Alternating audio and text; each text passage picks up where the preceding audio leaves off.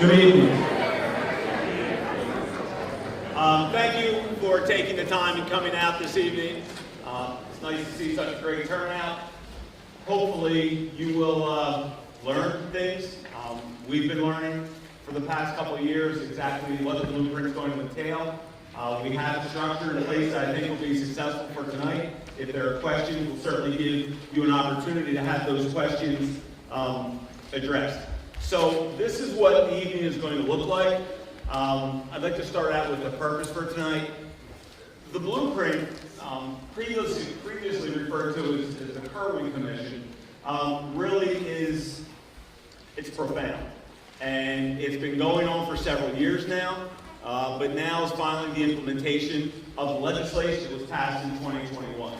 So we'd like to make sure you're aware of what's coming, and that's really what tonight is. It's an opportunity to give you an idea of what you can expect in the next couple of years, as well as ask some questions about the blueprint.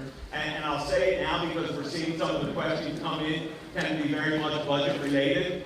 We are only so far in terms of our budget preparation. The first formal budget hearing will be January 24th, but knowing there's kind of two waves coming here. The first wave being what we believe will be a revenue shortfall, and the second piece will be the implementation of the blueprint.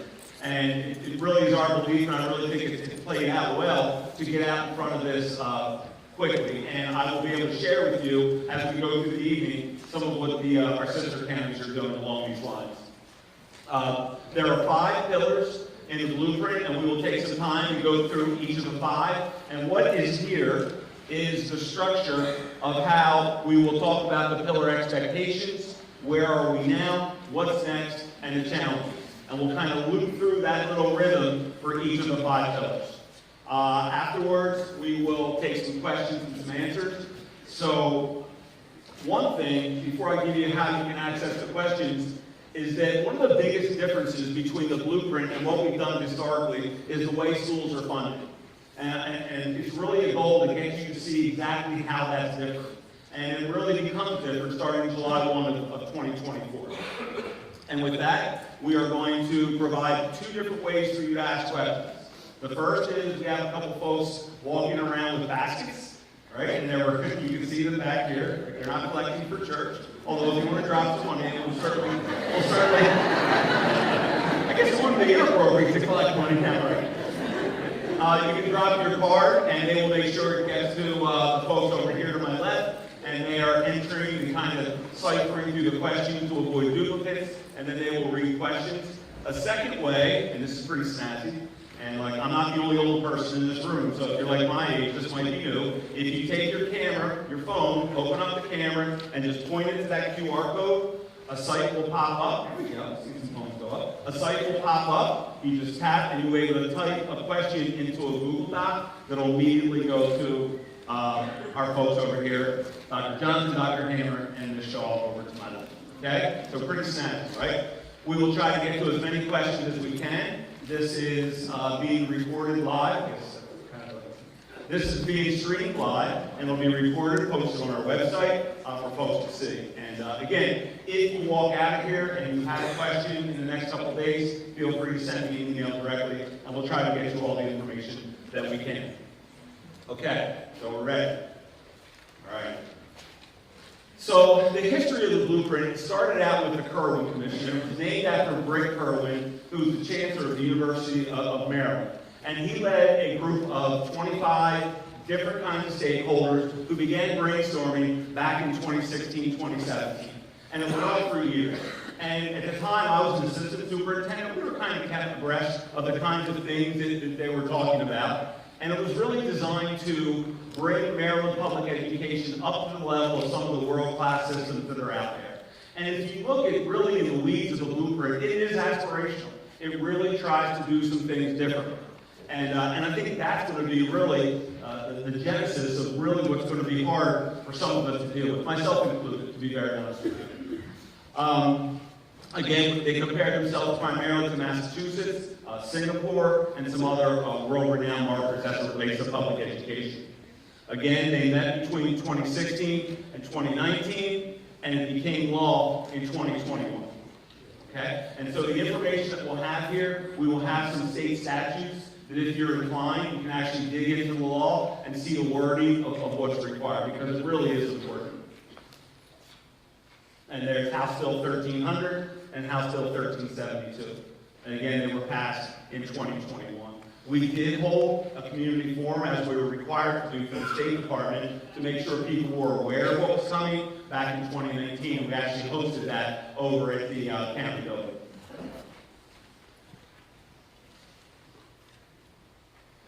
So I mentioned the 5 pillars, and the 5 pillars really are broad categories that have a lot of detail. And for us, and for tonight, I think this evening, the first 4 pillars are really pretty much the anchor of the conversation. Pillar 5 is very much grounded in how we report, and I'll touch on that when we get there. But the first pillar is early childhood education. And what early childhood education does is it tries to increase the number of 3 and 4-year-olds that we currently serve. When we talk about 3 and 4-year-olds, the best way to think of it is that 3-year-olds are preschool, 4-year-olds are pre-kindergarten. And right now, between the two, we have just under 800 pre-K and preschool students in the school system, and that's an all-time high. Now, this is where it begins, and you'll start to hear it go round and round. It is a good thing. It is a good thing to get children into a structured educational setting. We have the facilities, we have the highly qualified teachers, we have the curriculum. It's there. Some of the what we call major capital kind of capacity space issues is a little bit of a challenge, but broadly speaking, we have an all-time record number of 4-year-olds. And what has come with that, I'm sure there are pre-K teachers in here, is just an unparalleled level of need. Some of the 4-year-olds are coming in with significant needs that have really caught us by surprise to deliver on a broad scale. One example is that in a classroom of 24-year-olds, you have to have 2 adults. Whereas in a classroom of 20 here at Lawson High School, there's certainly not 2 adults. And you can see how the cost would increase just as we go. It's very much based on a sliding scale of income, of family income. Right now, the threshold for poverty is $65,000 for a family of 4. And we are trying to serve all 4-year-olds who are in families that are 300% of the poverty level. Okay? And eventually, it's going to scale to 600%. There's a big push around the state to bring in private partners. So these would be pre-K and preschool centers that are not part of CCPS. And I'll speak to that more in a second. The Judy Centers, you may have heard, the Judy Center isn't a building. There's not a Google address to drive down somewhere and go to a Judy Center. A Judy Center is a program. And it's a program at many of our elementary schools. And it's designed to increase family awareness as it relates to providing educational services for 3 and 4-year-olds. Very popular, and it's highly regarded. And it's named after Judy Hoyer, who is the wife of Steny Hoyer, I believe. So where are we now? If a pre-K child is coming into the system and they're within 185% of the poverty level, we are required to take them, right? We have 31 full-day programs in all 17 of our schools, and the only private partner we have right now is Mount Avion, and they have, I believe, 20 seats. So, and this is another thing, because you'll hear sometimes talk about the increase we had in our budget last year, and we did get an increase in our budget. But there are numerous occasions where that money is simply taken from the state and given to a third party. And in this instance, it's Mount Avion. And we don't begrudge them. They're serving 4-year-olds just like we want to, and again, it's the right thing for the community. But in terms of raw dollars, it's simply a pass-through. We take it from the state, we turn, and we give it to Mount Avion, who serves those children. Okay? So what's next? As I mentioned, eventually it's 185% of the poverty level now. It's going to 300, and then gradually it's going to go to 600%. And at that point, there's a sliding scale. Really, the goal of the blueprint is to get all 4-year-olds in school. That's really what it is. There's an assessment out there for kindergarten, because Lord knows public education is not short on assessments. It's called the KRA, the Kindergarten Readiness Assessment. So that we screen the child as soon as they come in for kindergarten in grade 5. And the difference between a child that comes from a structured pre-K program and a child that doesn't is striking. There's so much more of an advantage when it comes to a child coming with a curriculum in terms of letter recognition, shape, size, color, some of the social structures, weighting, waiting in line, being polite to each other. Those kinds of things are really critical when it comes to running a kindergarten classroom. So we are seeing a lot of good things that come from the pre-K program. Space at the moment isn't a terrible problem, but if you notice, where's my clicker? Eventually, all 3-year-olds are going to want to, the law calls for by FY32, all 3-year-olds come in. When we get closer to that, there will be space problems. There will be space problems. Right now, the space problem as a result of bringing in 4-year-olds are hit and miss. Some buildings we have some space issues, other buildings not so much. But again, the space issue will become more profound, particularly as we look to bring in 4 to 3-year-olds. Pillar 2. Teaching class.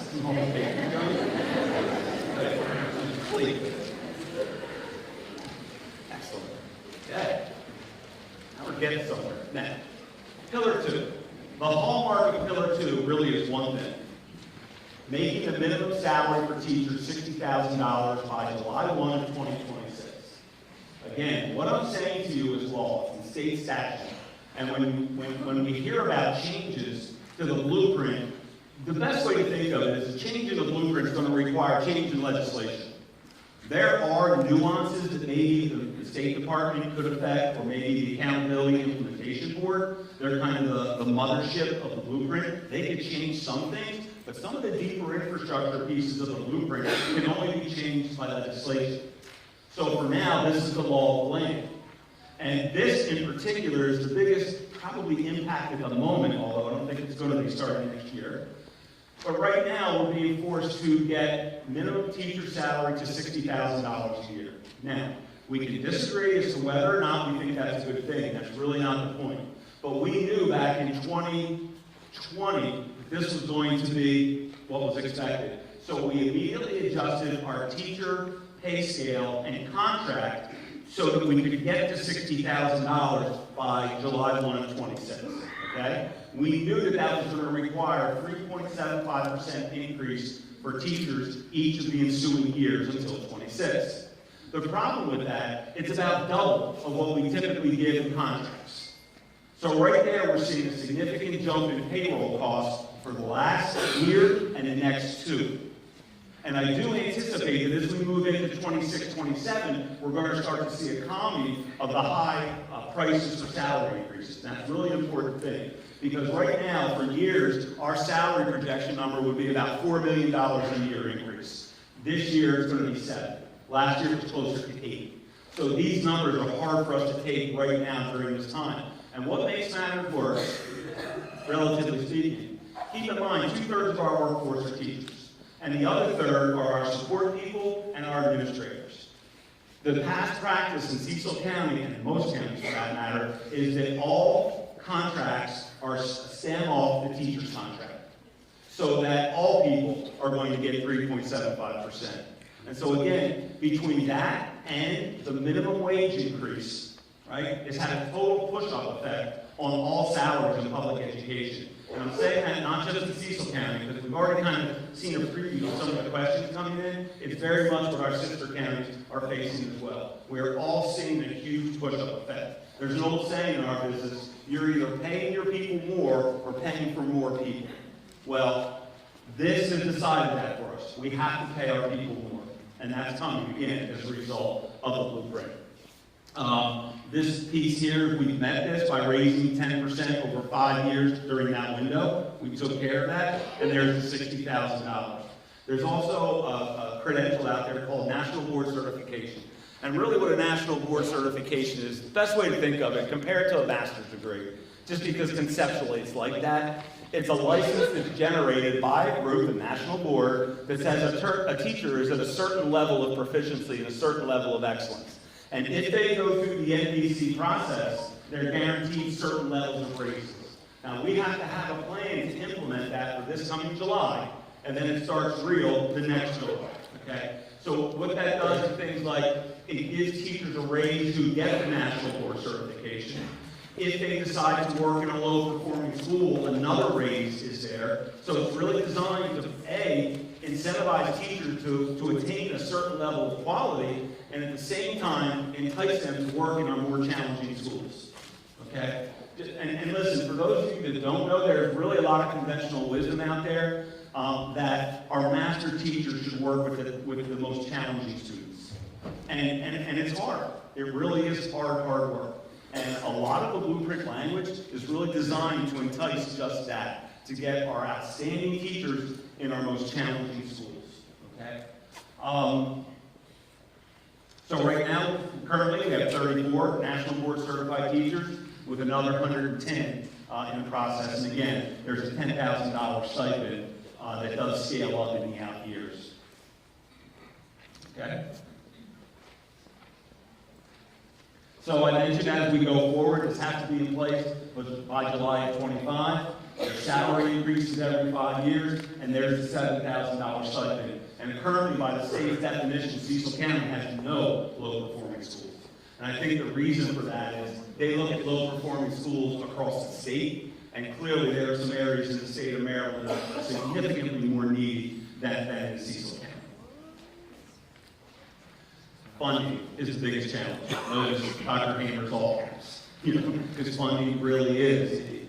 And I hate to sound like the person that just talks about money all the time. I mean, I started teaching in 1984, for $13,000 a year, and this stuff was so far removed to where I thought I would be, this far out, and it really is, the thing that drives all decisions that we make.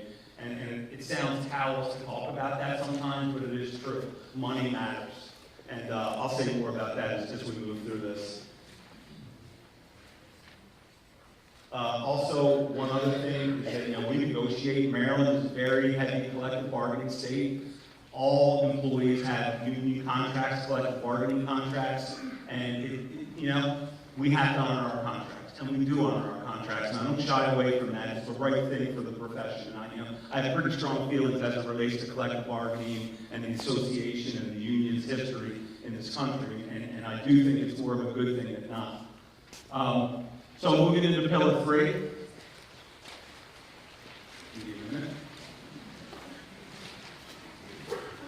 So let me explain to you what the college and career ready notion is.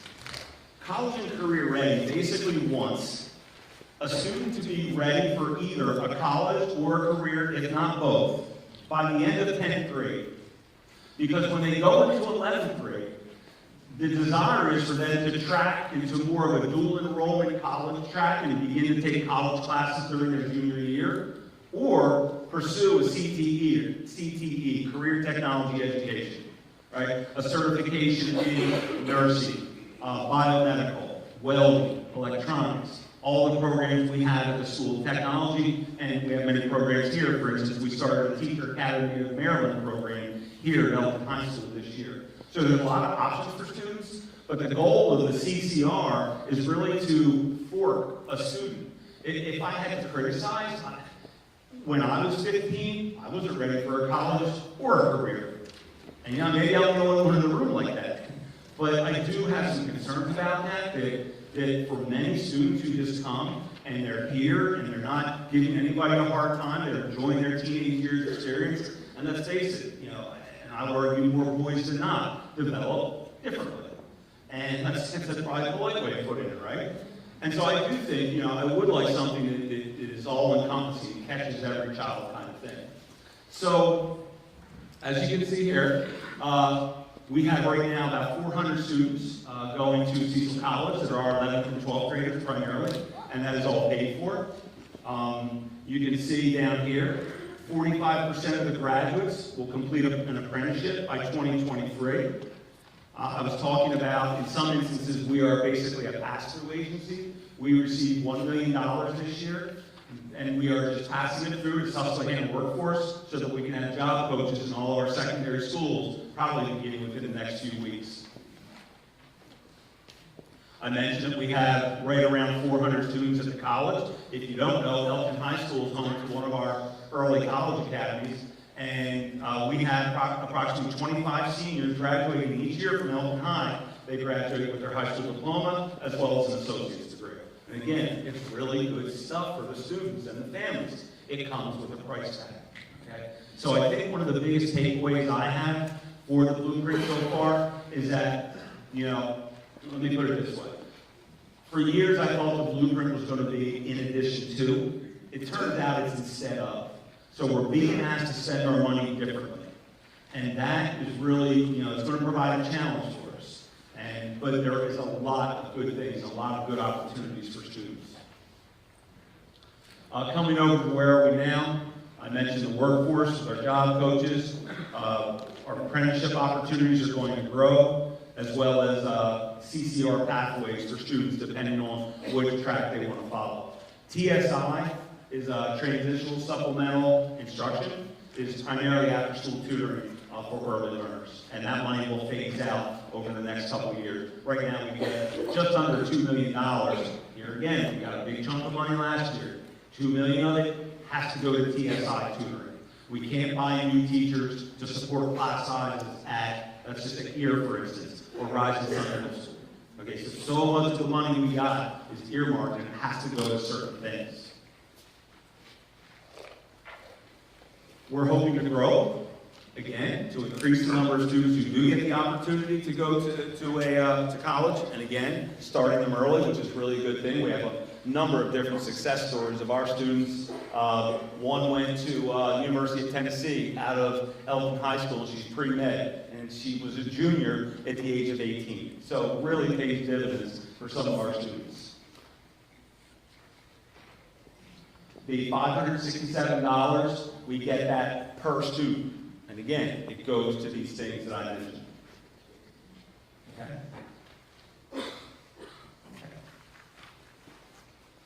Okay, pillar 4.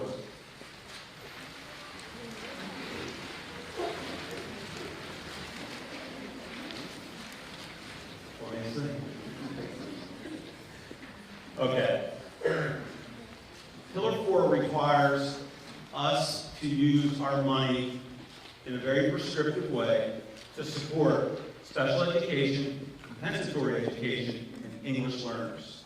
Special education for students with disabilities. Most people are familiar with that term. Compensatory education, you're probably not familiar with that term. That's our students from poverty. Okay? Sometimes they're referred to as FARMS student, F-A-R-M-S, free and reduced meals. Compensatory education is funding that goes straight to children from poverty. Okay? And then the third is English learners. These are non-English speakers, primarily students whose native language at home is not English. This year we have 391 students, and that's up 40 students, so we've seen about a 15% growth just in 1 year. Okay, so that category of students is absolutely climbing.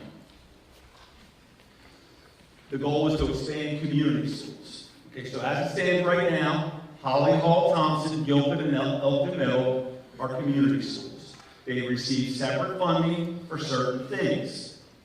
A family involvement officer, a nurse, right? Again, more money has come in to be spent on that. So there are 4 community schools because they have 80% of their student body that are free and reduced meal students. And the thinking is that that number is going to grow. And the percentage goes down so that the number of community schools will go up. So you can see the trend and the intent of the blueprint here.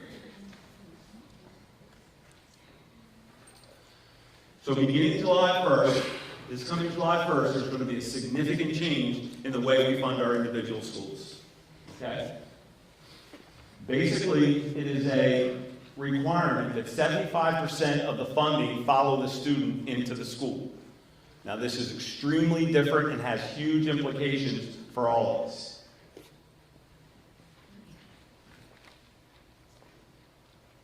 Okay, ready? Here's how it looks. The foundation number, 8642, is what every child, I'll say, earns. Okay, when they come in, when a student comes into our school system, we are funded $8,642 for that child.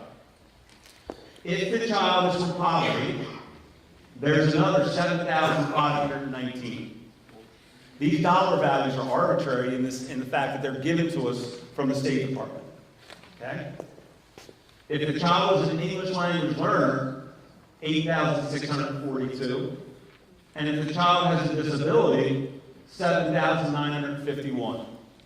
So you could have a child that walks into the school, is from poverty, is not a native English speaker, and has a learning disability, and the school system is receiving $32,700 for that child. That's a big number. Now let me tell you how that has worked historically. All of our 14,997 students, every child has that formula applied, and that dollar value gets dumped into a bucket.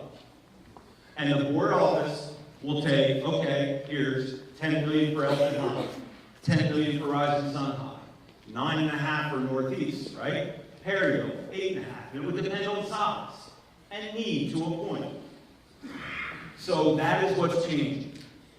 Now the law requires that 75% of that finds its way into a school. That has huge implications for us. And what I'm going to show you now is a slide that came from Anne Arundel County. These are two real schools down there. And what you see is School A, 443, School B at 433. I would tell you that before now, those schools would be funded pretty close. Okay, in terms, now, they get federal money, Title I, this is all independent of federal money. But historically, they get federal money, and the board office would push federal money to School B. But in terms of the state money was close to 50-50. We kind of gave everybody a comparable amount. Well, if you look at what happens now, remember I said every child gets the foundation. So that's the 3.8 million, 3.7 million. Again, they're very close because these numbers are very close. Well, clearly, School B has more students in poverty because they're getting 2.9 million, and School A gets 556,000. That's $2.4 million difference. I've had a little saying around here for years: 15 positions per $1 million is about what it costs for us. So that if you talk $2.5 million, right? There's a lot of positions right there. And then when you go down to the English learners, right? If you go back one, look at the English learners, 43,210. What that's telling you, if every English learner was 8642, that's telling you that this school has 6 English learners. It's that simple. You just multiply. Well, clearly, they have a lot of English learners. They have hundreds. So you can see what's happened to the funding. Special education is at least close.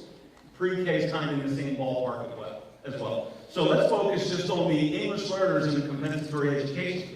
Again, non-English speakers and your students with disabilities.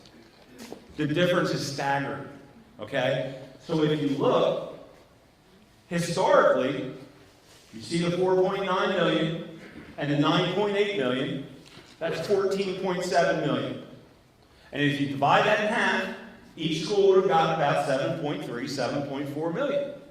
Well, with this new funding formula, that school just got a $2.5 million increase, and this school just got a $2.5 million decrease. So you can see the challenges it presents. So how do you reduce $2.5 million out of School A? First off, a school with 443 students is not that big. And if you take a little school, one of our smaller schools, I don't know, like a Leeds or a Kenmore, with maybe 250, 275 students, and you start removing staff, it just has a kneecapping effect. It really hurts the school. The school has a hard time functioning. In most of our smaller elementary schools, they have 2 kindergarten, 2 grade 1, 2 grade 2, 2 grade 3, right on up to grade 5. With class sizes in 22 and 23. If you have 2 classes of 22 and you lose a teacher, now that one class just became 44. So you see what's happening here. So now, what I'm going to say next is what really gives a lot of us anxiety. So there's 2 ways to go about this. The first way is to simply remove staff. In other words, if School A has too much revenue and we've got to peel back, you simply peel back people. The problem with that is it's just really, really hard for some of these small schools to take. Or another way to do it, you take a master teacher with 25 years experience who's making upwards of $98,000, $99,000, Everything is included in this. Healthcare, when we make workers' comp contributions, Social Security, this is a total value. Maintenance, operations, it's all in there. So if you can take a very expensive teacher and flip-flop it with a brand new 23-year-old out of Towson, and the expensive teacher, you can simply flip-flop them and save money. You follow me on that? And what this calls for is potentially the reassigning of staff. And clearly, it has a lot of anxiety. And many in this room, I've kind of given the same remarks to you. So I understand the potential here. The upside of this is that the law comes into effect July 1, 2024, but there are no penalties involved until July 1, 2025. So ideally, we're going to gradually address this. And so yeah, it's really got a lot of people's attention. And to be fair, I've heard criticism that we're talking about this too early. Well, this is why. Because we know this is coming, and we know we have an infrastructure deficit at the same time. So for us, it's kind of a dual wave that's coming. And we've got to be fair to our folks. We've got to be fair to people to know what to expect. And I know the survey certainly got a lot of people's attention, but there are significant budget challenges that we're going to have to address head on. And in terms of tonight, our first budget hearings, I mentioned, is January 24th. We can talk at maybe a 30,000-foot level of cuts, but honestly, the board's going to have a big say in our recommendations to handle the money challenges, and as will our staff and parents. So, a few more things. Pillar 5, I'm just asking you to be sensitive to this idea of just how detailed this is going to have to be. You could have a single teacher who's being funded by every bit of 4 or 5 different pots of money. And so that person's employment, and this is way in the weeds, that person's employment gets tracked back to the foundation, tracked back to special education, to comp ed, to ELs, are they TSI? So there are just a ton of moving parts. Right now, our estimate is that we have 30,000 internal accounts. There are 30,000 different accounts in the school system. The budgeting process is extremely complex. And I would just ask people to be patient with and understand that that's the case. The expectation, we try to be as transparent as possible in terms of telling people what we have, but it's extremely complex. It really is. I mentioned the 75% piece, and the expert review teams are all out of system, people who will come and inspect exactly the things we're doing. If you don't know, the governing body primarily of the blueprint is the Accountability Implementation Board.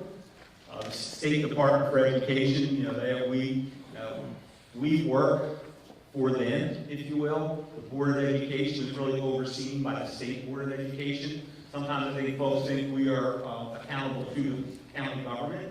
I would argue we're accountable to everybody, but the county government, in terms of authority, they don't necessarily have any line authority over us other than budget. Our powers that be, MSTE, and the State Board of Education.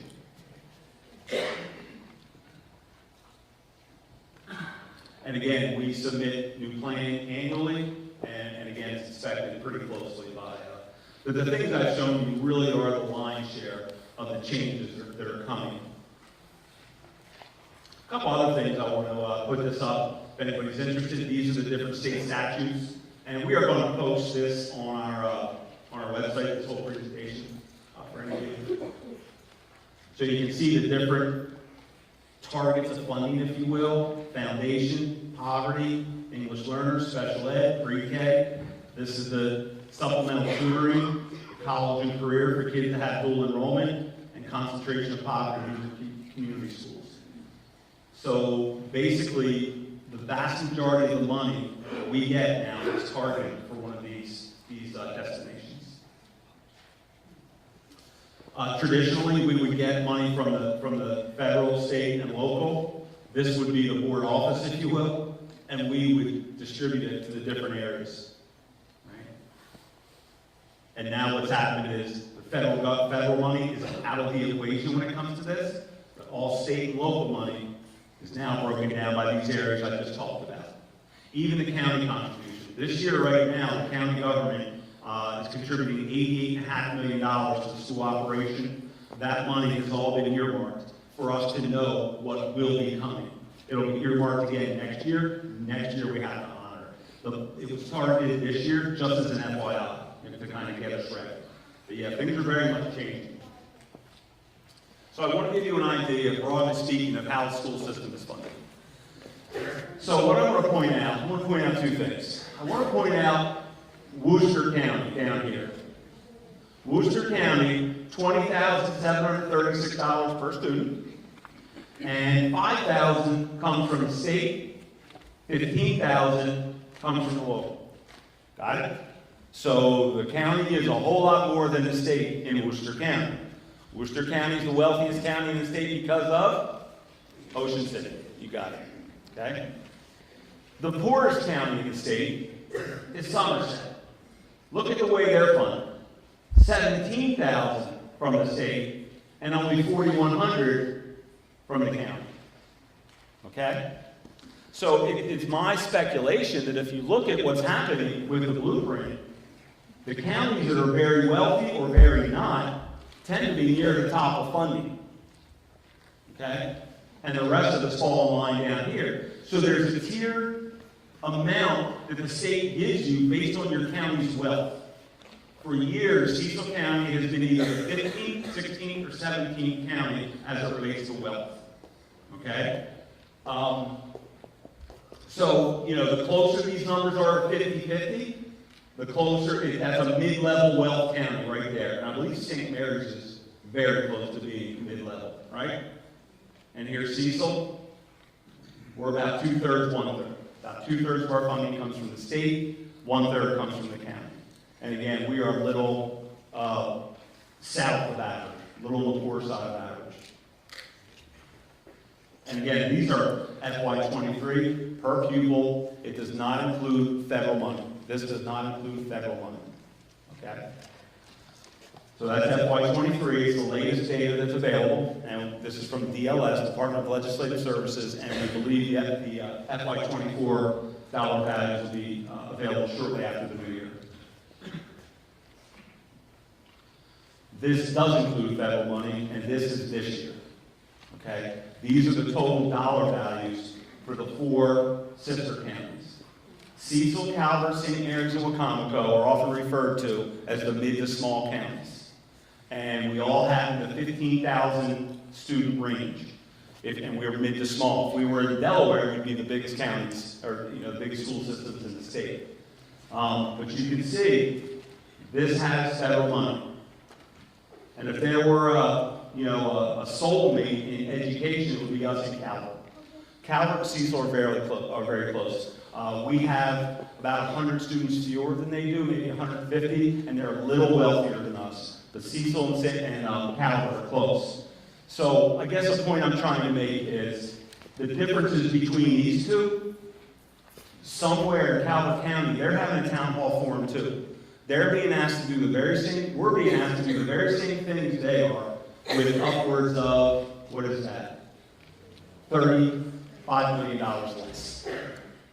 And it's really, really hard. And some of the questions I've seen come in about, why are we out here so early? Why are we talking about maybe it's data play sports or performing arts or different kinds of things?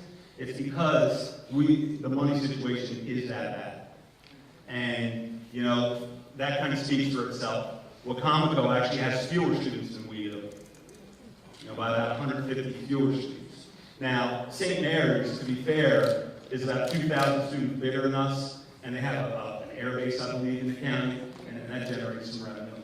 But yeah, we're clearly up against it right now. There's a lot of competing interests for what we believe is not enough funding.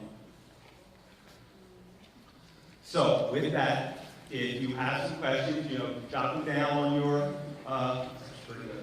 jot them down, somebody come on, pick them up, I know we have something to do.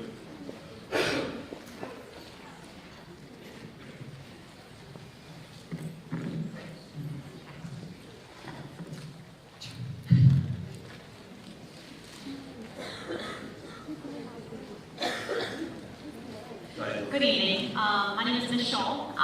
People don't know who I am. I ask you to please Kelly Keaton. I'm the Public Information Officer for Cecil County Public Schools. And we want to welcome you here this evening. Dr. Hammer and Dr. Johnson are taking any questions that are coming from the QR code, and now they're organizing them, and I'll be reading them to Dr. Lawson, and we'll go from there.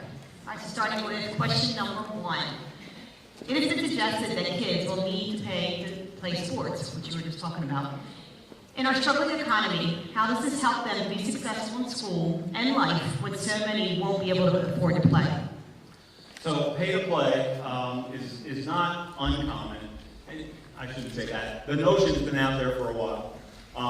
What I can say when it comes to this, I played, I coached, I'm a parent of kids that play, and obviously it's something I value deeply. For me personally, it probably kept me in school. I was not there for the algebra and the English. I was just there for the friends and the baseball, frankly. So it's valuable, and that is established. What we're going to be faced with is, right now we know our revenues aren't going to be enough. So it's just a question of how much will we have to reduce. And the idea of putting some of these options out there was to give the community an idea of what might be coming. Pay to play has challenges as it relates to students from poverty. How are they going to cover it? There's a slew of challenges as it relates to pay to play, the processing of the actual payments. I'm not going to stand here and try to convince anybody that's the right thing for students, children. It's not. But when we get to the point coming through January, February of reconciling, making sure we have a balanced budget, these are decisions we're going to have to look at closely. How are other counties handling the potential cuts in funding or restrictions to how funds are being spent? Yeah, that's a very good question. So it really depends on the financial standing of the county. It's that simple. And when I say county, I mean school system. I don't mean county government. It depends on the financial standing of the school system. Many school systems have a fund balance, and a fund balance is a reserve, if you will, a savings account. I want to talk about that in a second.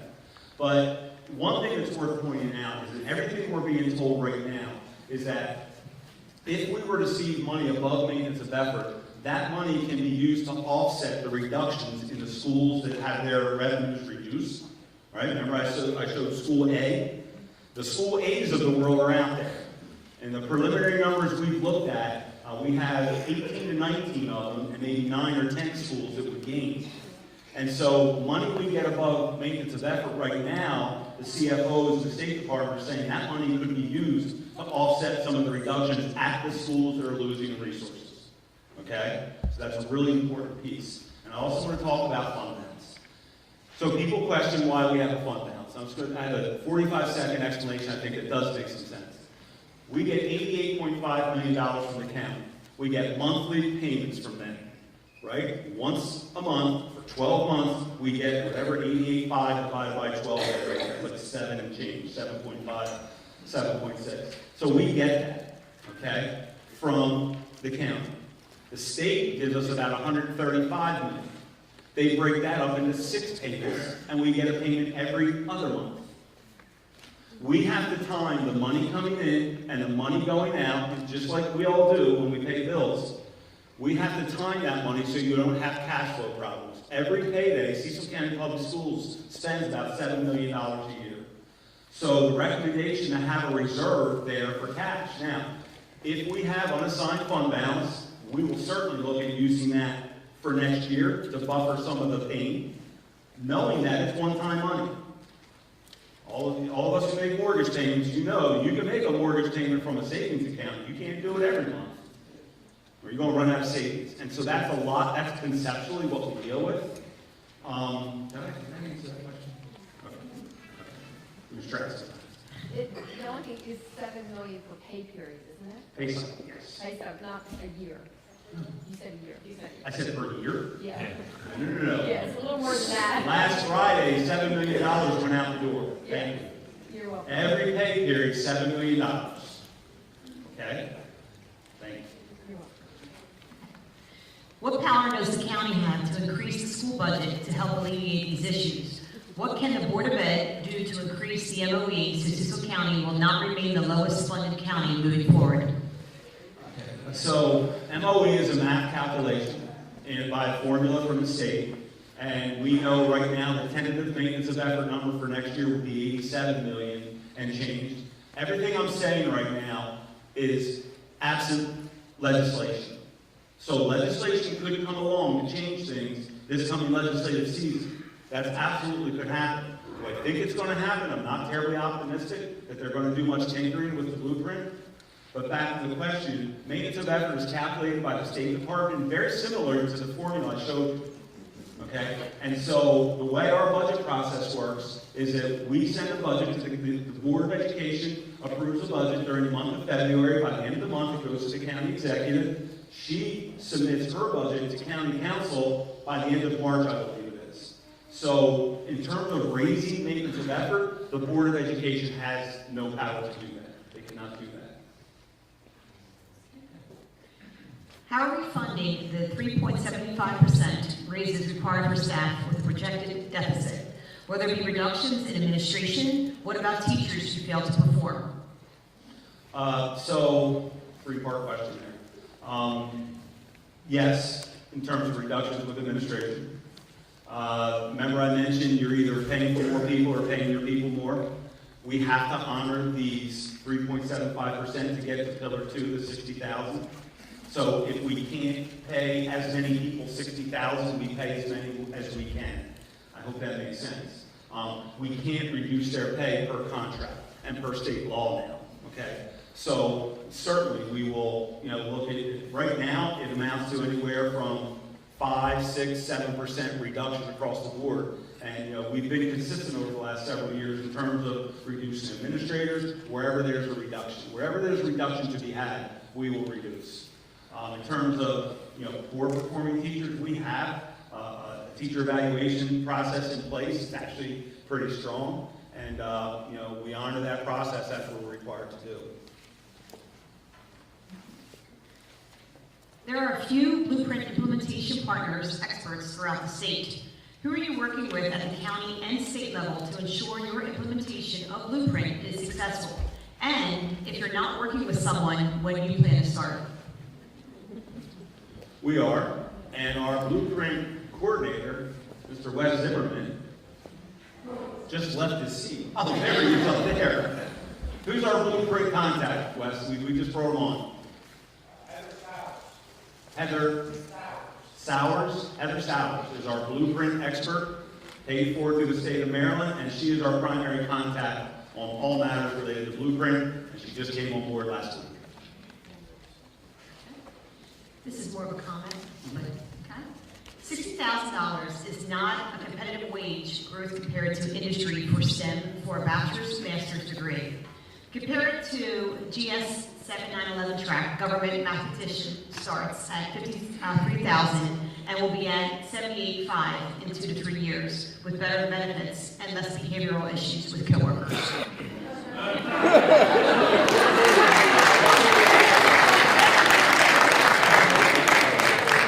You're right, that wasn't a question. Look, I've been doing this for 40 years, and you don't have to agree with my opinions, but I've certainly earned my opinions.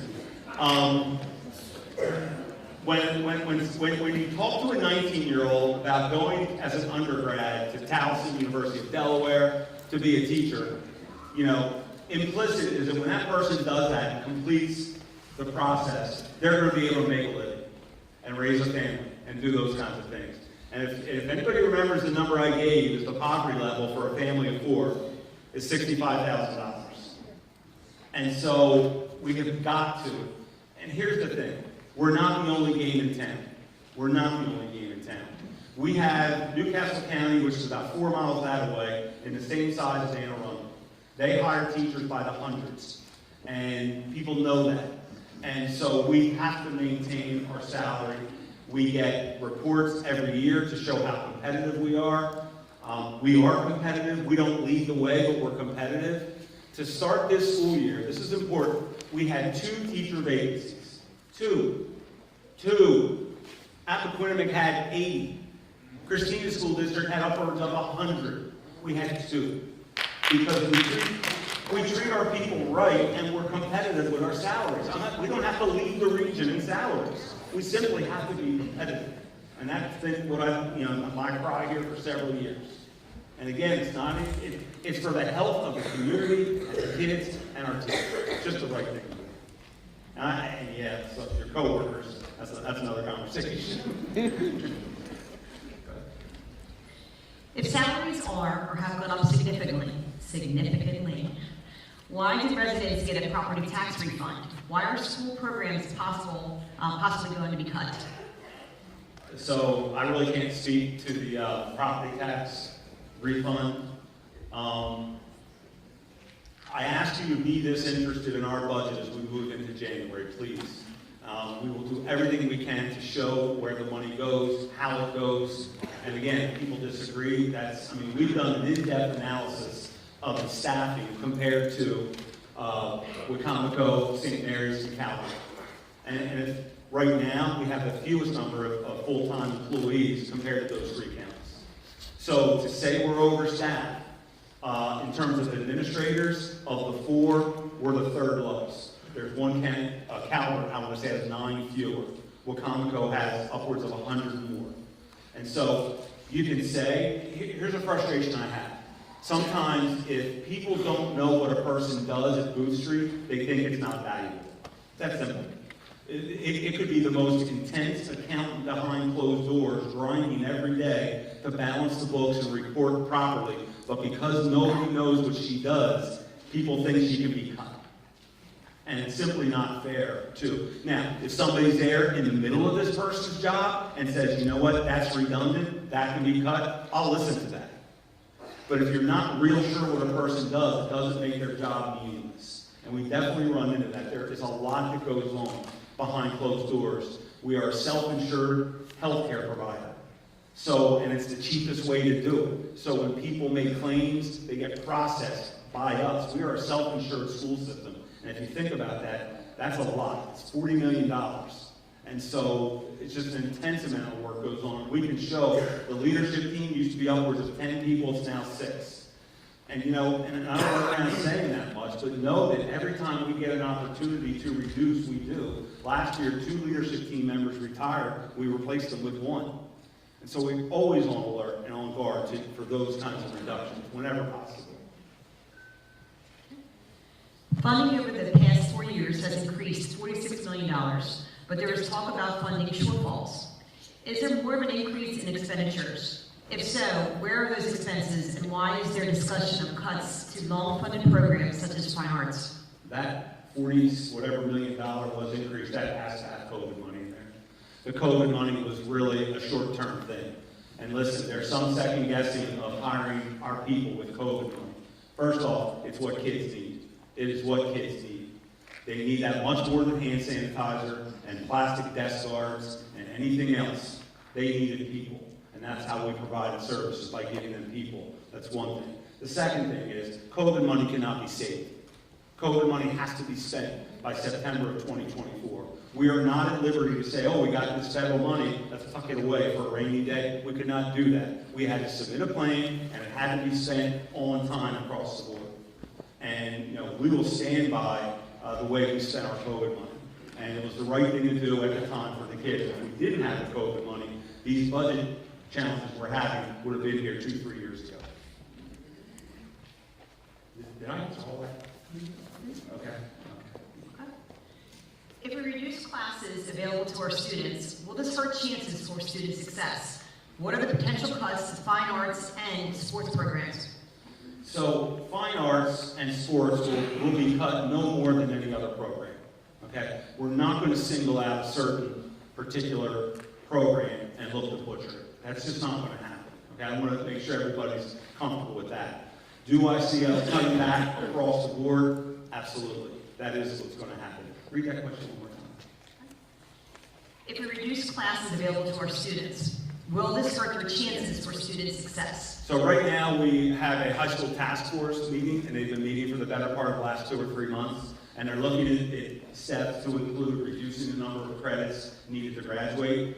reducing the number of electives available to students at the high schools, possibly changing the schedule. And this is all being done not because it's the right thing. In fact, I would argue for a 15, 16-year-old, they need to be in school as much as possible. Many in the room know that we've had a program for several years called Senior Option. If a senior doesn't have a class, they don't have to come to school. In other words, they can come to school late if they don't have anything first, or they can leave early if they don't have a class at the end of the day. We're looking at employing a junior option. Now, junior option is not really good for anybody other than the fact we are looking at it. Don't get all happy. Okay? Students over here starting to celebrate. We're considering it. I see it. But yeah, right, it's not the right thing to do for a student. It just isn't. But the problem is, it's a way for us to save money. And we're really just cutting back on the programming to save money. I think that is the question. One more thing, the survey, and we're going to go over the survey results at Wednesday night's board meeting. So it'll be online to watch live, but it'll also be recorded, so you can watch it later. But the survey results were really, really interesting in terms of seeing what people value and what they don't value so much. It was really informative for us. When did you first learn about the blueprint? How were parents notified? Did you support the blueprint or did you oppose it? So the blueprint came onto my radar when I was an assistant superintendent at Cecil in 2016. Dr. Devine would brief me once in a while in the conversations. I know at the time when they were meeting, it was very kind of an abstract sort of thing. And it was things like increasing teacher pay. Personally, I think it's something that's needed. Making opportunities for students to go to college. Another good thing. I mean, so on the surface, do I support a lot of the ideas behind the blueprint? I do. I'm not ashamed of it. Given the current funding structure, is it practical for many systems? It's a challenge. It's a challenge, because if you remember earlier in the evening, I said I always kind of thought it would be in addition to stuff. It's instead of stuff. And that's really where the problem has come. So, I mean, in 2019, the state required us to have a community forum to share what the intent of the blueprint was going to be and how it might shake out. But like anything else, it's a piece of legislation with hundreds of pages, and there's a lot of crocodiles in those pages. And I think some of the things that are really bubbling up now, for instance, you know, is it wrong to put more resources to a school that has a high percentage of needy students? That's not wrong. That's what the students need. I mean, I'm a teacher, you know, I'm a dad, I'm a grandfather. It's the right thing to do for children. Hard stop. Now, is it pricey? It is pricey. It is pricey. But so is sending your kid to college. You know, that's pricey too, but you do it because you think it's the right thing to do for your children.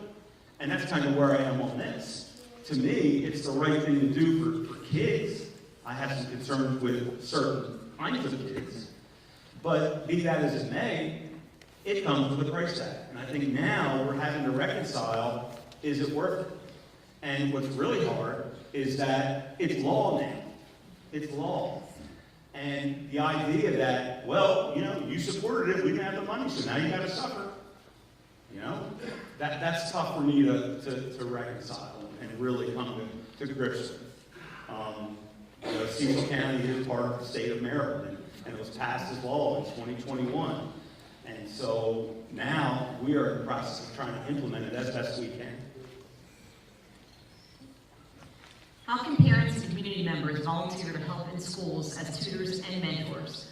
Can CCPS communicate those volunteer needs to the community better, such as social media posts, volunteer hubs on school websites, volunteer coordinators, etc.? Ms. Heath, our board member, raise your hand. Diane. She has put together an initiative with Dr. Johnson, raise your hand, Sean, to do just that. We are kind of harvesting people who might be interested in helping. Actually, Ms. Heath volunteered one day a week at Gilpin Manor, 2 days a week now. Just for that reason. We are hiring high school seniors to start working in classrooms of our early learners, kindergarten. Now, so that does sound like a neat thing. Keep in mind that 10 years ago, every kindergarten classroom had their own paraprofessional. And now, none of them do. It's not because we didn't want them, or they weren't effective, it's because of money. And so now we're beating the bushes for high school seniors to pay them $15 an hour to come out and help as best they can. So again, I mean, we are really trying to do everything we can to be frugal. Are there any Rising Sun Elementary parents in here? Gotta be some. Okay. So we wanted a revamping of the parking lot because all the traffic that backs out on the Hopewell Road. We couldn't get funding for that, so we ended up sending our maintenance people out with some backhoes and tractors and some donated asphalt, and we kind of made our own little road. You know, so we're willing to do whatever it takes. You know, but at the same time, you see some of these numbers, a lot of the counties aren't having to do that. Go ahead. How will we continue to provide opportunities for all students to engage in programs like the arts that support positive mental health? I think what you're going to see when we get into the budget season after the holidays is going to be a real commitment to these programs.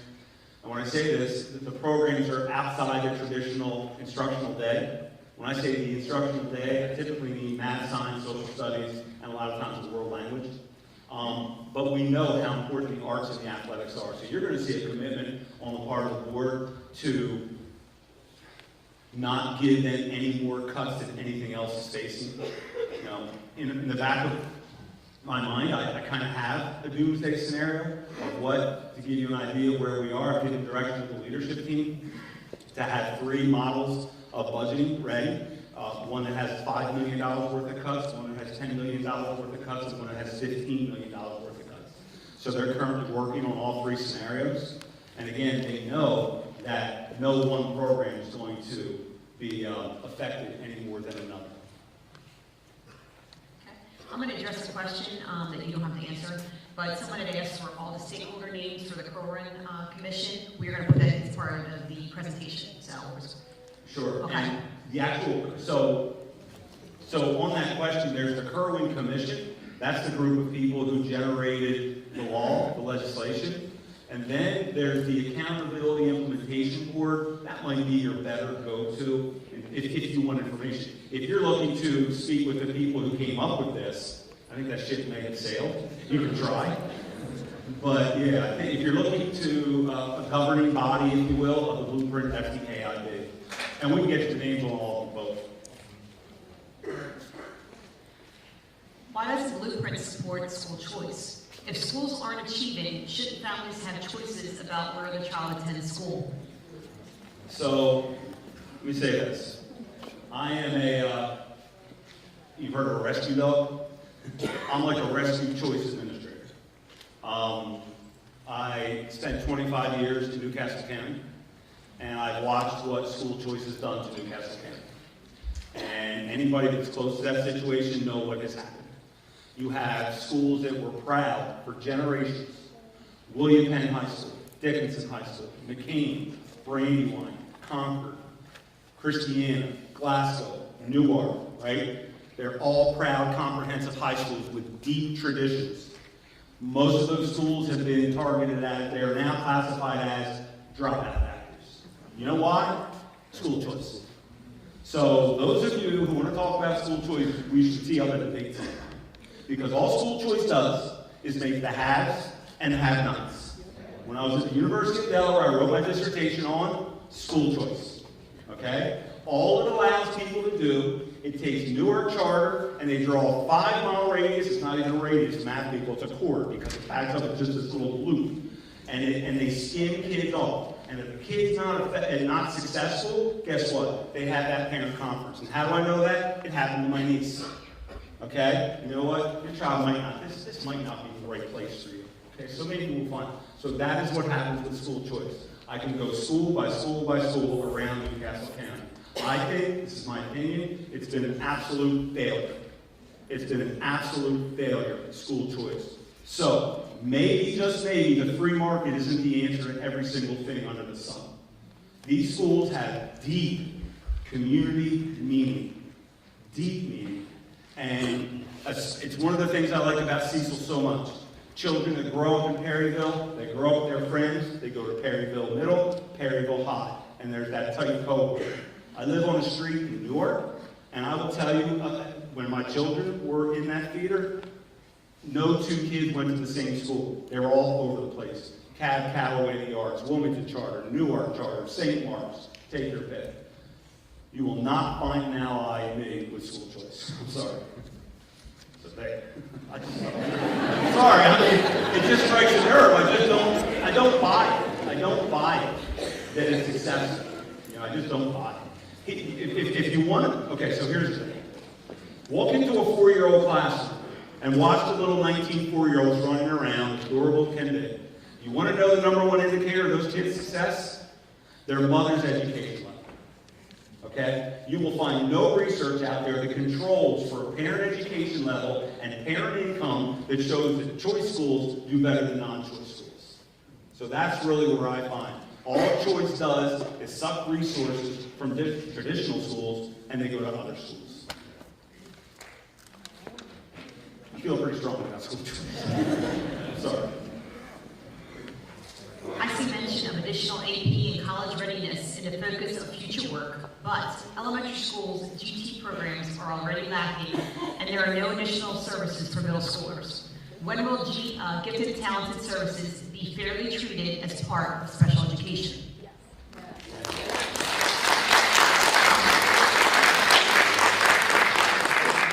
I mean, I don't know off the top of my head, Dr. Johnson, maybe you do know. I know we were on as high as 15 gifted and talented teachers there for a while.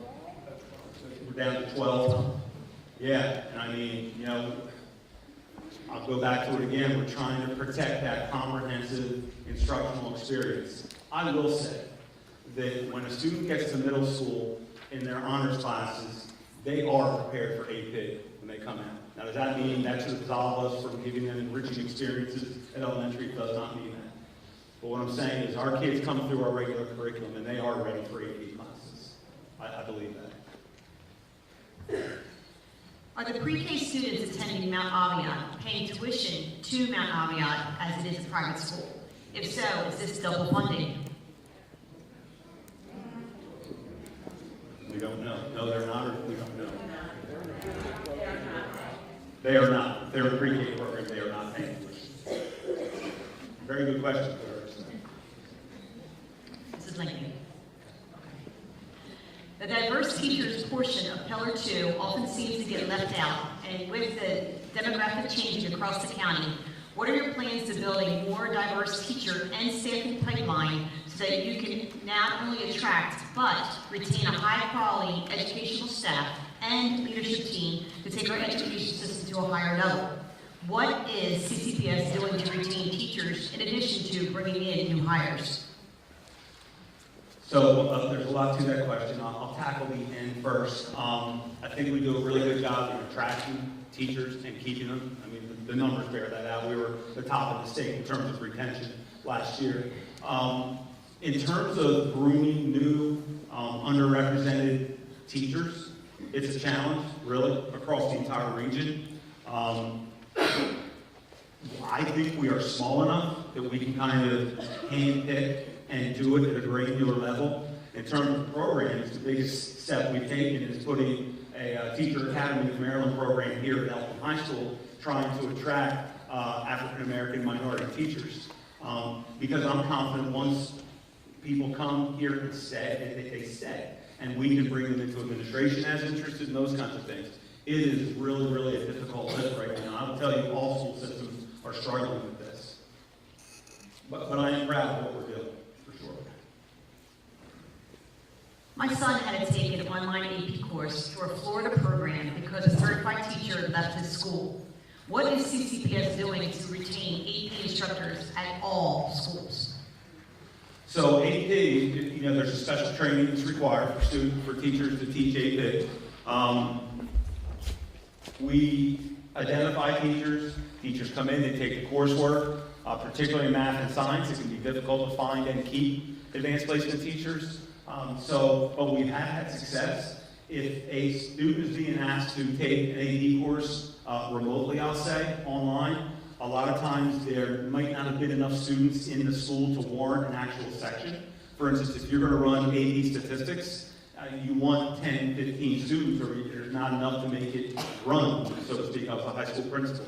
And so if you only have a couple students interested, a lot of times we'll put kids in a virtual setting, a few years ago, we even tried to run concurrent calculus classes at Bohemian Manor and Rising Sun. It comes with a challenge, because a lot of times you have a teenager in a room with just a monitor. And so yeah, it is a challenge. And it's just going to get worse, and kind of bleeds back to making it attractive to come in as teachers. The University of Delaware, as of 2 years ago, their undergraduate teacher education program was down almost 50%. 50%.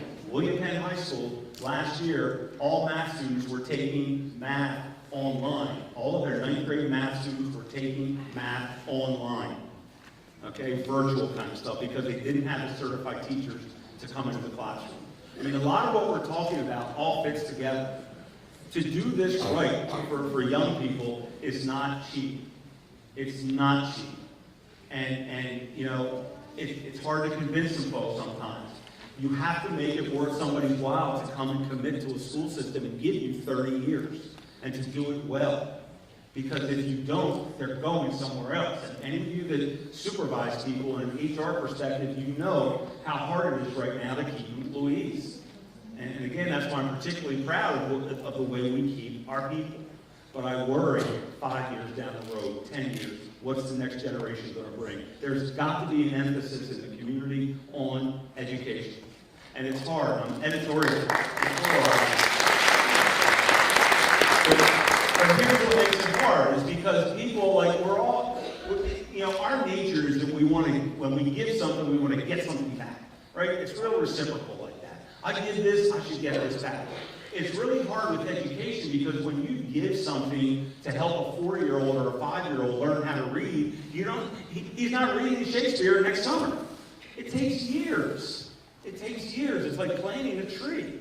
You buy that tree and you put it in the ground, and if you're going to go out and start checking on it every day, be prepared for frustration. It's a developmental thing. It's worth investing in. And when the county looks at economic development, education is the driver. It's frustrating for me when I hear maybe people who are oppositional to funding public education say, well, look at Baltimore City. They don't look what they get. They don't do anything. My response to that is, why don't they say, look at Montgomery County? Why don't they say, look at Howard County? Because they're getting the big money too.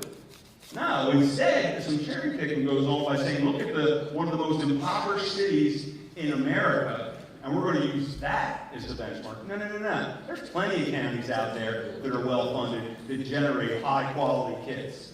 The idea is to raise the level of education in the community. Hard stop. Hard stop. Dr. Lawson, I'm sorry. Sorry. I don't mean to interrupt you, but I do have an answer about your Mount Aviat, because my nephew happens to go there, and yes, it's $8,000 for a 10-month period for pre-K. Okay. Wow. Thank you for that. You're very welcome. Thank you. Good. Okay.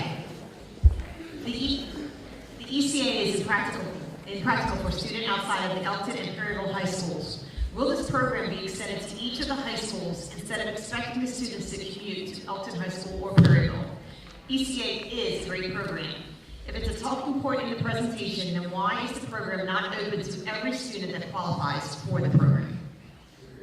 We are providing transportation, Dr. Ford, for students, or We provide hubs if students want to jump on hubs to get to. so we provide transportation hubs. So we do have different feeders represented in the Perryville and Elkton feeder. They're not all just Elkton and Perryville students. In terms of expanding it, I can't say we wouldn't be interested. Keep in mind, the college has a capacity issue as well. They can't always accommodate these big clusters of kids coming in. And it's the college's teachers who are teaching our kids really once they get their sophomore year and beyond. Okay, but it's not something we're averse to. And right now, we're running about 25 students per school per grade. What is the definition of those in poverty? How will these changes impact those families? Student poverty, right now we have about 55.5% of our students are considered poverty, and $65,000 for a family of 4. And it's a sliding scale as the family decreases. These are federal guidelines that we simply apply and verify. How are special education Mr. services? I'll interrupt you on that question. Whoever submitted that question, if you want me to chase down the actual numbers for like a family of 3, family of 2, we can get you that. Just shoot me an email. It's pretty easy to get that information. Go ahead. How are special education services going to be evaluated and allocated to meet the needs of kids who perform well on paper but still are in need of additional help?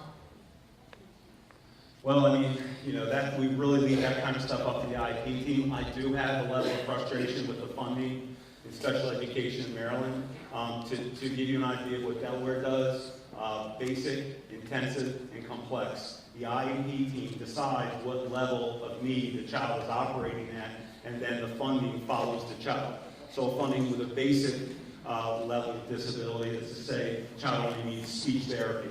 That would be basic. Intense is a level more needy, and complex is the neediest for your moderate to severe students with disabilities. And then they pay the students, or they fund the students based on those different tiers. It's a model to me that makes sense. The way it stands right now, students with disabilities, generally speaking, are funded kind of the same way across the board. And read that question one more time, make sure I answer it. Okay. How are special education services going to be evaluated and allocated to meet the needs of kids who perform well on paper but still are in need of additional help? I do worry that we don't have enough for our students with disabilities. The number of paraprofessionals and one-on-one support we offer a lot of students has gone down considerably over the last few years. And again, that does come back to funding. To be honest, looking at the level of reductions we'll have to make, there will be special educators in there. There will be special educators in there. Cecil County has a long history of inclusion, and we try to support the students as best we can. But again, it takes resources. Do you anticipate the state allocation of funds to reduce federal funding in the future? Do I expect the state allocation to reduce federal funding? Yes. Do you anticipate the state allocation of funds? Well, right now we know what we're going to get. It's about a $3.5 million increase on the state side. That is assuming there's no legislation. Okay. So the federal government, it's hard to say. They're talking about federal government shutdowns and those kinds of things. They bounce around. In a normal year, we don't get that. We get, I want to say, upwards of $12 to $14 million from the federal government on a normal year when it's not COVID. Okay, that's historically about the number we get. So it's really hard to say what we'll get on the federal side. The federal government revenue is extremely restricted, so you have to do certain things with it. And that's really kind of where the state's going now. It's really mirroring the federal model. But we know right now, our calculation has us getting about $3.6 million of new money on the state side. How do you plan to address relocating a teacher and they opt to leave the district because of the move? What happens if you have one school that is mainly teachers of 25 plus years, and will you move all these teachers and not have any master teachers at the school to lead young teachers? No, I mean, that's an extreme taken out, but the larger notion is true. The redeployment of teachers to either gain or save revenue is just, a reality of things that may occur. The biggest thing, I mentioned that we had 2 teacher vacancies to start the school year. The biggest thing I worry about is that you're going to take a teacher that's a master teacher, top of the scale, and reassign them to a different school, and they're just going to stay right on 95 and leave the county and go somewhere else and teach. That is definitely a worry for me. And it's real, especially with your late 20, 30-something teachers who don't have vested pension and those kinds of things. And many of our teachers, I want to say upwards of 2/3 of our teachers live in county. So they're here, they're the fabric of, I saw somewhere 400 of our teachers have children in our school system. So they're baked into the community. They're going to stay a part of the community. I do worry about some of our younger generation who have a little more flexibility with families. Absolutely jumping to Hartford, jumping to Newcastle, going up into PA. And more than any one thing in my last 6 years, I've tried to build a positive culture in this school system with our employees. We have 2,200 employees. I try to make this a great place to work. And on something like this is really tough to control for. And I worry that we're going to take it. Is there another way to deal with the different amounts of school funding besides moving teachers? If the schools were fully funded by the county, would this help?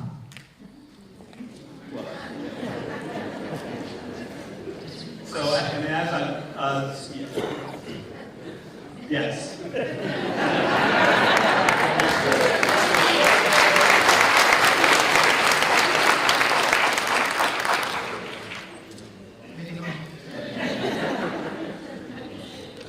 In regards to the implementation of the upcoming 75% rule regarding student funding, does the 75% rule apply to the entire per student funding amount or just the additional funding amounts?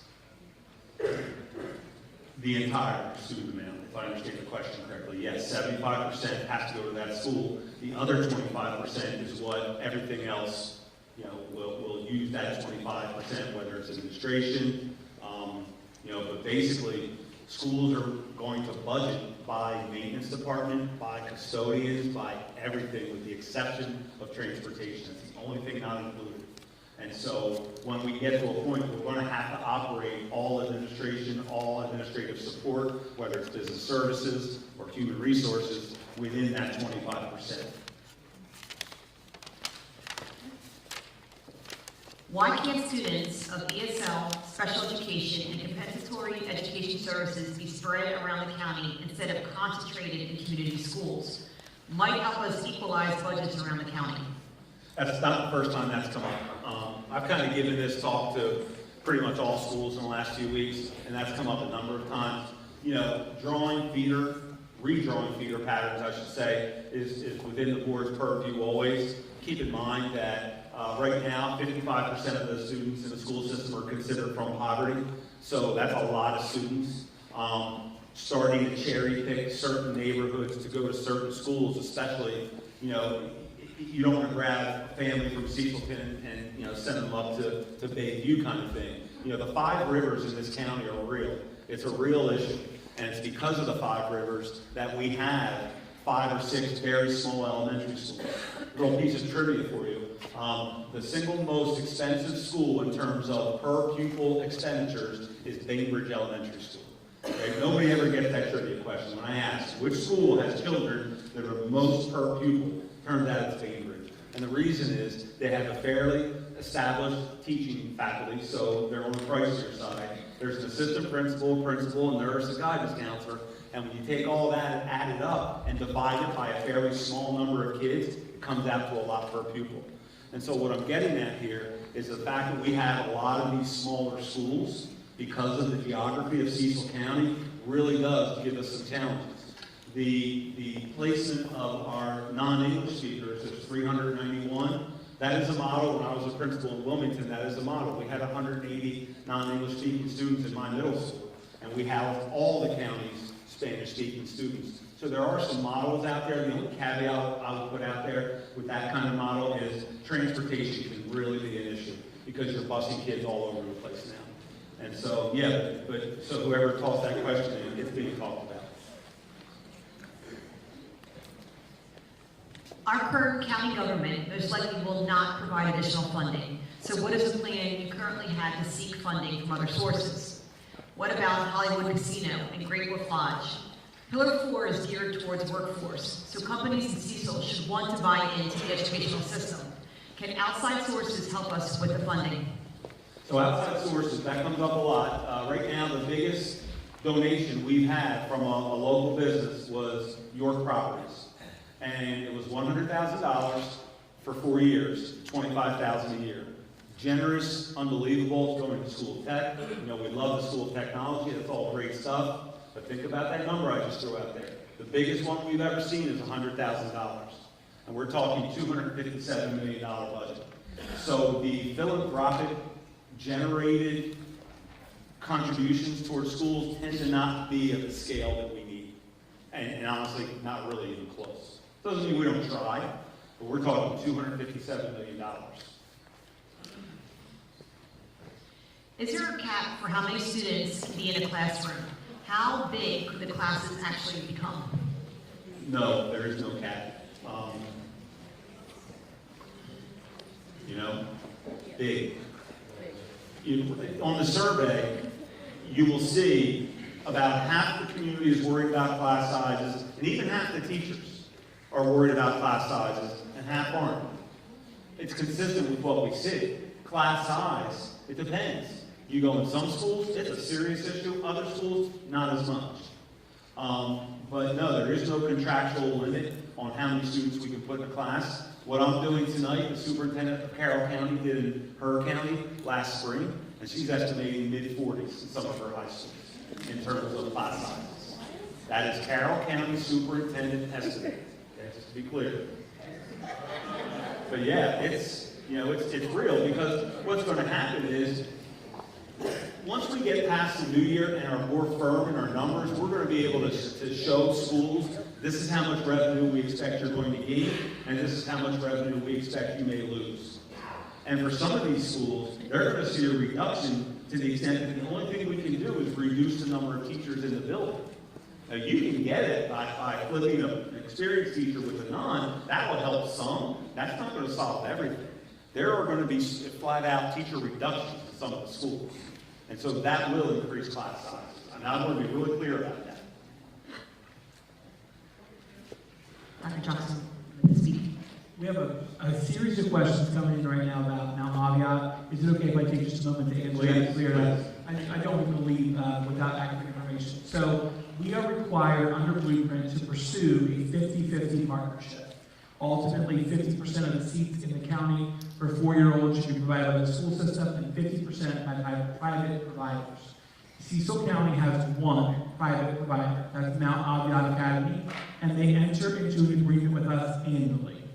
We currently allow them to take up to 20 seats for pre-K students, and we reimburse the cost of the tuition at the allowable rate through MSTE, not their tuition. So our allocation to Mount Aviat Academy, it does come through our budget. It lands in Cecil County, and we push that funding to Mount Aviat. But that's a grant they applied for and fund, and there is no dual earning for Mount Aviat in that process.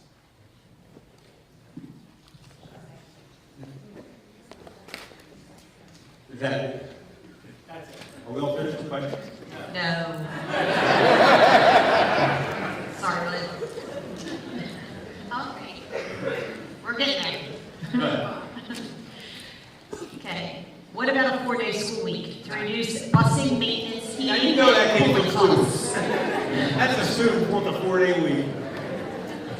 No, I don't see the reality of that happening. I don't. I know there was a bill that came out of Anne Arundel County to reduce the number of school days from, right now it's 180. What Anne Arundel County tried to do unsuccessfully, but they're going to try again this year, is to change it from a minimum 180 days to 1,080 hours. And that does reduce. That reduces by like 11 days. Personally, I don't think it's the right thing to do particularly for elementary kids who are learning how to read. When you start talking about 11 days, that's 30 hours of reading instruction for a little kid. That's a big deal. That's a big stuff. Little editorializing there. I'm not a fan, but I don't see a reality where we're going 4 days a week. What amount of funding is needed for the county to fund the budget? We will submit a number, and obviously with the board's guidance, during the months of January and February. Ultimately, it will be the board's decision. We will make recommendations to the board. And just real quickly, all 5 of them stand up. Diana Hall, come on. Diana Hawley, Karen Davis.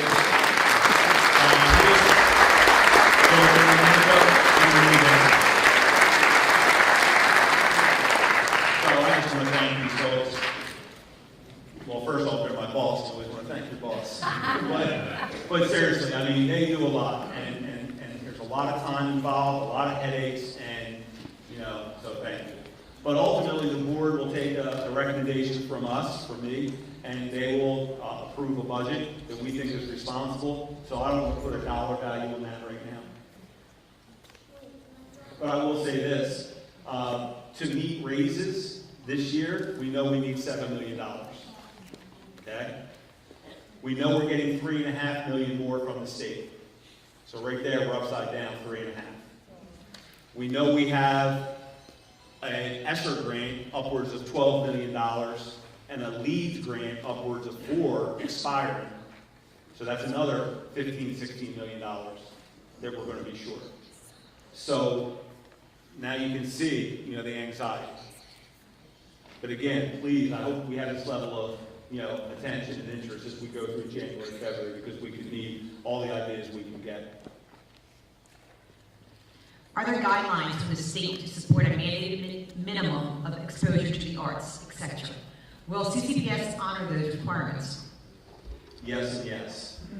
Yes, there are minimums, and they fall in the electives, but certain students, Dr. Floyd just stepped out, but certain students, once they begin a pathway in the arts, they pursue that, but it's the electives that we would look closely at trimming back. And, just to put people's minds at ease, if you're worried about this kind of stuff, I don't see us a school without a marching band or a school without a choir.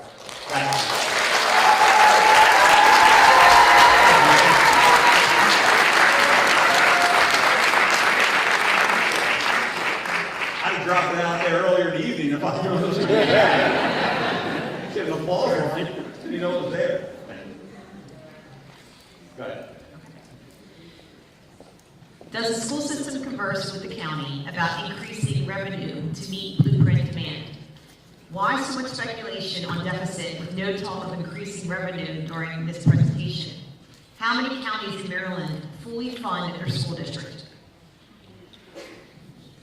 So we try to keep the county officials as up to date as possible. It's hard, there's a lot to it. Last year, going into budget season, we asked each council person to come in for a one-to-one meeting with myself, Board President Hawley, our CFO, just kind of show them what we're dealing with and try to get some input there. And then there were multiple meetings during the course of the year with the county executive. I've already had one meeting with the county executive and her director of administration a few weeks ago, just to kind of put this on the radar, so this isn't a surprise. So I think the communication is there. I think sometimes it's hard because we're probably seen as just always wanting money. And I guess, I understand that perspective, but like I mentioned before, education is not cheap. It's not cheap. And if you look at the life incomes for those of you who are younger and still in school, if you get your diploma versus not, you're going to make more money with your diploma. You get a 2-year degree versus not, you're going to make more money. You get a 4-year degree, it goes right on up the ladder. And I'm not saying college is the absolute cure for everybody and everything, because it's not. But by and large, people who attend school tend to do well. And I mentioned the number one indicator of the success of a 4-year-old is the education level of that child's mother. And this is the same, I was a high school principal for a long time. This was my line to my high school kids. Don't do well for yourself, do well for your children that you haven't even had yet. You're buttering the bread for your family. My mom and dad came from dirt, nothing. And I was the first to go to college. And you know who's the one that benefited the most from me going to college? My 3 kids. Not me, those 3 kids. Now they think it's the norm in the family. Gotta go to college, just assume what we do. They don't know that my dad was in the coal mines and his father retired from the coal mines. So that's how it changes. You change communities through education. And when people don't want to invest in education, I say, well, how much do you want to change the community?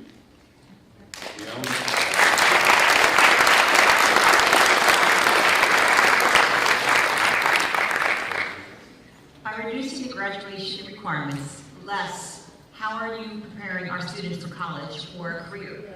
Honors courses, world language courses, and music programs are important in the college readiness equation. Yeah, so what we will be doing, again, is not because it's the right thing for a child, it's because it's what we can afford at the moment. We'll be giving the student the opportunity to get out with fewer graduation credits than they now have to leave with. Right now, Dr. Floyd is 25. Correct. And the state minimum is 22. Correct. Okay, so we will have discussion with our board in the coming months as to whether or not do we back off on the number of credits. Do I think it's the right thing for a teenager? I can't say it's the right thing for a teenager. Who do we need to contact at the state level to address the drastic difference in funds allotted to each county? I think, it's always, I got a really neat email from a student last week, and along those lines. And I think public officials have a responsibility to stand up and engage with their constituents. And I've always tried to make myself available to anybody that's ever reached out to me, whether it's a meeting, an email, a phone call. I do my best to respond to all of them. And I think we, myself included, should hold all of our public officials and elected officials to that standard. You know, whether it's, I appreciate Ms. Culberson's here, Ms. Gregory's here, right? Councilman Miller, Councilman Meth. I thought I saw Ms. Hamilton walk in. Yeah. So I appreciate them being in the room, and it's important. And, it is. It is. And so I just think, listen, sometimes no is the answer, and that's another thing. If you ask for something and ask for something, sometimes no is the answer. And then you have to make do with no. And I feel like that's what we've been doing, is making do with no. And so we're doing the best we can with what we have. Anybody that's ever reached out to me about our spending, I will share any report with you. I will try to give you an explanation. And after that, then I'm just kind of leaving it up to the gods, so to speak, that, you understand at least where I'm coming from. I don't expect to convince people all the time, but at least I hope you walk away saying he told me the truth. And if it's not the truth, and I will tell you, like with this stuff here, I can't tell you that some of this is 110% perfectly accurate because school systems around the state are trying to decipher what some of this statute means. Okay, we're in the middle of really trying to put this together. And so everything you're hearing from me is what I believe to be true. Does the Blueprint offer money to fund mental health services to our students with significant problems?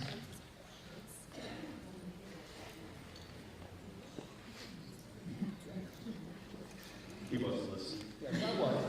Does it? Mental health coordinators and also special education services. Yeah, we do have a mental health coordinator funded through the Blueprint, that's right. Oh, this is Wes Zimmerman, he is our Blueprint coordinator. Used to be principal here. Could ending free student bus services provide additional funding to support institutional priorities? It's required. We have to get kids here free. Although, last year we did an opt-in, so you're not getting bus service unless you call and say you need it. We reduced 6 routes. Dr. Helm's back there somewhere. We reduced 6 buses by doing that, so it did definitely save upwards probably $200,000-$300,000. The elementary survey asks us to prioritize gifted and talented education or behavior supports for students. Can you elaborate what is meant by behavior supports? Will these supports extend beyond student support centers in schools? So behavior supports would include student support centers. They would include any particular staff they have the ability to support students who are struggling. So they would be the primary resources, and they're close in terms of the amount of dollars spent with gifted and talented. We have 12 gifted and talented teachers, so the dollar values there are comparable, and it's very much the kind of thing that when you're in a building, it really depends, who you ask as to which they think is more valuable. And I think that's the hardest thing that we're struggling with here, is because the cuts are going to be significant. And I feel like, and believe me, I'm no different than anybody else. There are times I drive home at night and I'm saying to myself, have I done the right thing here? Is this right? Should I have done it this way? It's constant, that kind of thinking. But I've landed on this, that I think this was the right move because we had so much interest and so many people talking about just the level of cuts that are going to have to occur. And because if I compare it to had we not asked and we just made cuts, then I would have felt like we've never really talked to the people who are being affected by these. And so, yeah, it was not, a whimsical, off-the-cuff decision. There was a lot of thought behind it because we had always given the budget priority survey. And for the last 15 years, the budget priority survey is the same. Dr. Hammer's going to show that Tuesday or Wednesday night at the board meeting. Every year it comes back the same. Parents want programs and school safety. Every year. This time I'm thinking, we need to get more in the weeds. North Bay is a $350,000 line item field trip for our middle schoolers. I think it's valuable. Do you think it's valuable worth $350,000? I mean, that's like, someone's going to have to answer that question. And so we really wanted to get an idea on where, you know, our community was on the survey. And I know it was clunky, and I know it raised some blood pressure up. But, you know, yeah, I definitely think it got the conversation going. And please check out the results were in the superintendent's update in Friday morning. See you. Right. Turn off the QR code.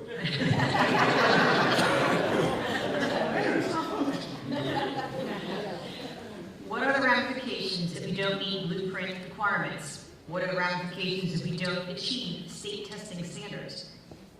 A lot and not many. So there's a lot of ramifications if you don't follow the law. Right now, the way it's written, starting July 1 of 2025, they can withhold 25% of our state funding.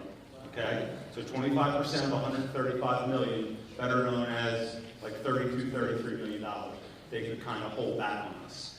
There are no real, and listen, let me say something about test scores. So I've been a superintendent for 6 years, and we have had 3 different state tests. Okay, my thing is, give us a test and stick with it.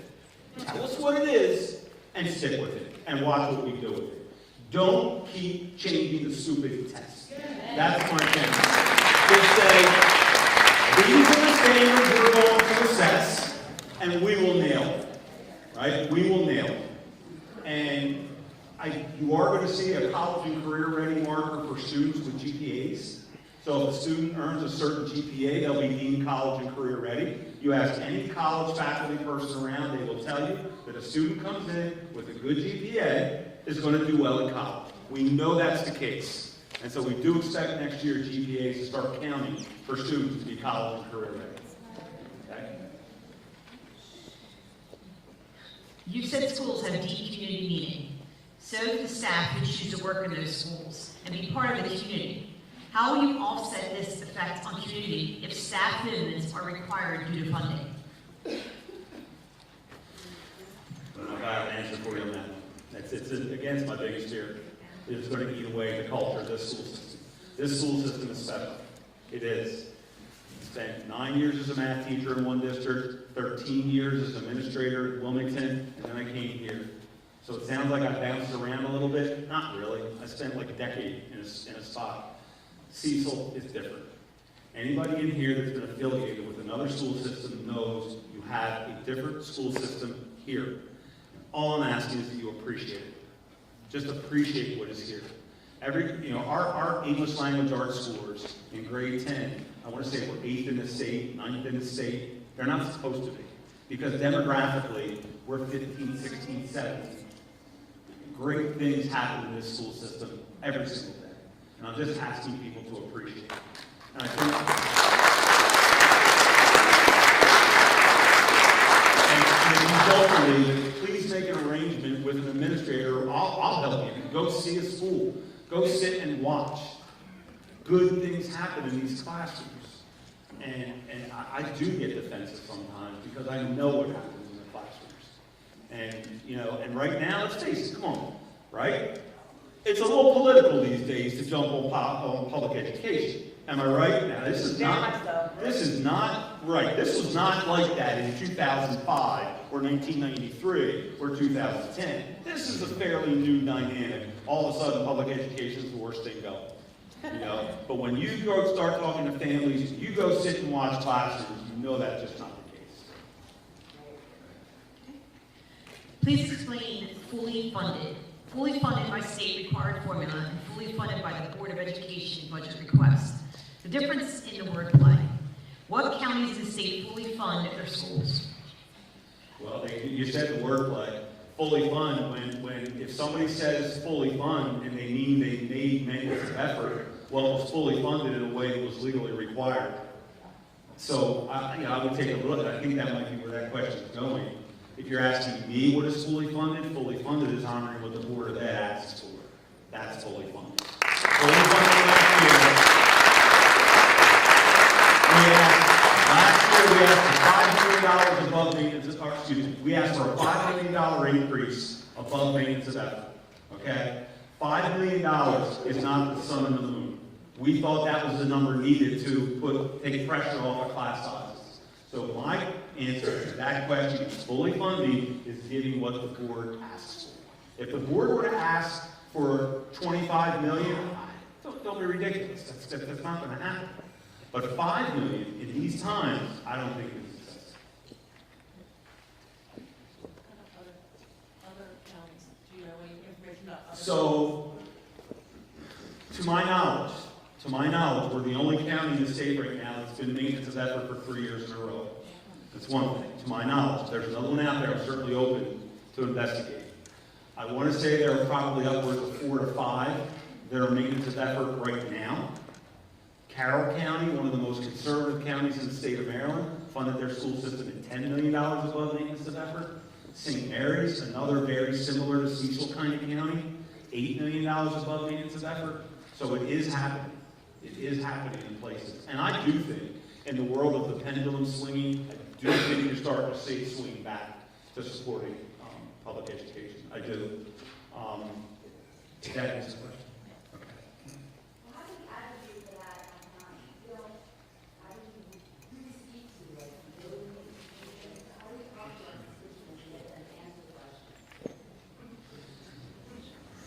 Well,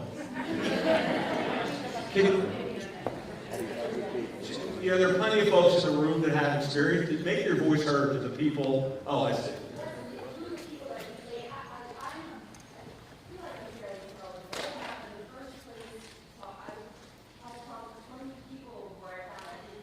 You can talk to me always. You can talk to our Board of Education always. I'm sure the county council folks that are all here in the room, again, thank you for being here. Jackie, county council, could you stand up, please? Ms. Hamilton, just so they know who you are. This is your county council right here. Okay? And all seriously. And they didn't have to be here. They didn't have to be here. It would have been easy to sit this thing out and stay home and watch it with Cecil TV. You know? So truly, I appreciate that being. Well, okay, next question. Go ahead. Danielle is not here tonight because her mother had a stroke this weekend. So please be praying for Danielle and for Mother Marilyn. Thank you. Okay, go ahead. All right. This is the last question, Dr. Lawson. What data do you have on how many Black and Brown teachers are currently in our system, and what data do you have to show the retention rates? And furthermore, how many are in leadership positions in schools and on your team? Yep, we have it all. Check. My team, leadership team, 2 African American gentlemen are here.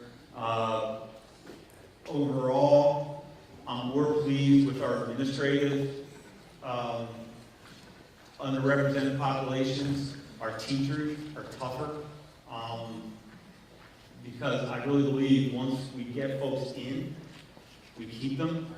And what's really neat is when we open and post for our assistant principals jobs, last year in particular, it was like a who's who of our great teachers wanted to be assistant principals.